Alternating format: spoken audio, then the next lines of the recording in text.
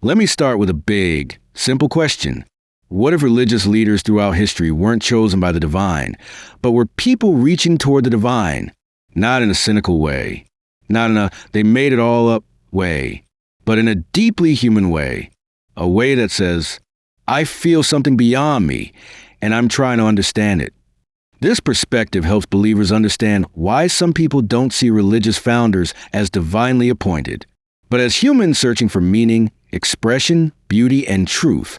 Humans have always tried to reach upward, toward mystery, toward the unknown, toward something bigger than themselves. Every culture, every nation, every era, this is universal. Some reach through prayer, some through meditation, some through music, some through philosophy, some through silence. Non-believers often see religious leaders not as receiving divine truth, but as creating pathways to the divine. The same way musicians, poets, or philosophers do. It's not disrespect. It's a different interpretation of the same human longing. Let's start with Joseph Smith, a young boy, confused by competing religions, feeling spiritually pulled in every direction, wanting answers, longing for clarity, hungry for connection with something sacred. Believers see Joseph Smith as someone chosen by God.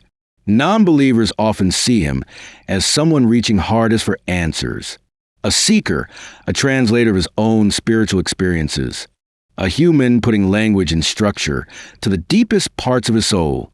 From this perspective, the Book of Mormon becomes a spiritual project, not necessarily a divine download, but the result of a young man reaching upward with everything he had.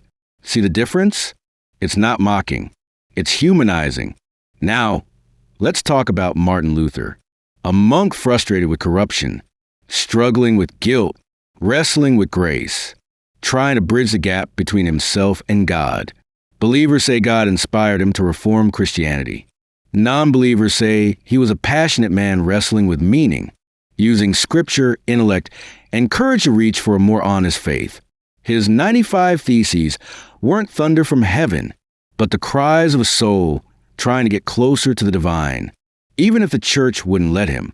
Then there's Siddhartha Gautama, later called the Buddha, a prince surrounded by luxury, shielded from suffering, until one day he saw old age, sickness, and death, and it shattered him. Believers say he achieved enlightenment. Non-believers say he simply looked deeply into the human condition and tried to answer the biggest questions himself. His meditation under the Bodhi tree can be seen as attempting to reach a state of clarity, peace, and understanding, not receiving revelation, but discovering it through discipline and introspection. Another human being reaching upward. Now, let's look at the leaders of early Catholicism. Believers say Christ established his church through apostles and bishops. Non-believers often see something different. People try and preserve a movement they care deeply about, trying to understand the teachings of Jesus, trying to pass those teachings on, trying to organize community, ritual, and doctrine in a world filled with chaos. Some decisions may have been political, others spiritual, most probably a blend of both, because humans are complex. From the non-believer perspective, the church wasn't built from heaven downward, but from earth upward, by people reaching for transcendent meaning, through sacraments, symbols, art, and structure. Now here's where it gets interesting. Think of someone completely outside religion, Ludwig van Beethoven, a man going deaf, his entire identity slipping away. Yet he pours his soul into music. That makes people cry, feel peace, and feel connected to something beyond themselves. His Ninth Symphony, his Moonlight Sonata, his late quartets, they don't feel like ordinary music. They feel like glimpses of something sacred. Beethoven wasn't preaching. He wasn't building a church. He wasn't claiming revelation.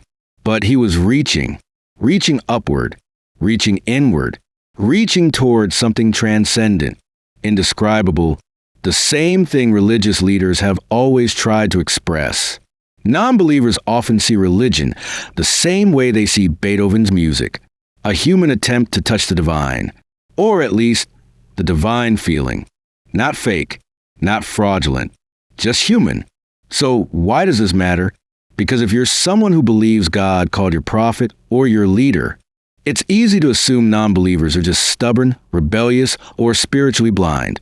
But often, they're not rejecting God. They're not rejecting goodness. They're not rejecting spirituality. They're simply interpreting religious history through a human lens instead of a divine one. They see Joseph Smith, Luther, the Buddha, and early Catholic leaders the same way they see Beethoven, Shakespeare, or great philosophers. Humans trying to reach upward and make sense of the world. When believers understand this, conversations become softer, less defensive, more empathetic. Neither perspective requires attacking the other. Both come from the same human longing to connect with meaning, beauty, purpose, and truth. Maybe the divine isn't just something that reaches down. Maybe the divine is also something we reach toward. And maybe both perspectives can coexist with curiosity, respect, and compassion.